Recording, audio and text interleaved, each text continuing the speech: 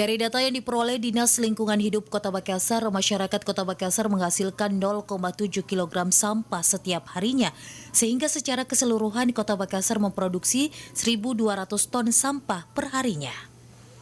Kondisi tersebut dapat dilihat di beberapa ruas Kota Makassar yang tak jarang memperlihatkan pemandangan kurang enak akibat banyaknya tumpukan sampah, mulai di jalanan umum, fasilitas umum, hingga kanal yang menghasilkan bau tak sedap.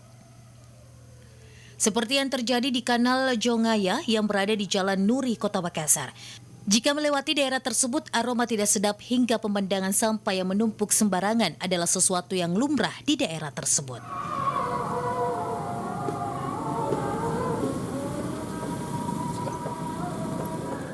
Tidak jarang warga yang berada di daerah tersebut mengeluh karena tumpukan sampah yang berada di kanal sangat mengganggu. Bukan hanya karena bau tak sedap yang ditimbulkan, namun juga membawa biang penyakit. Nur Fitri, Celebes TV.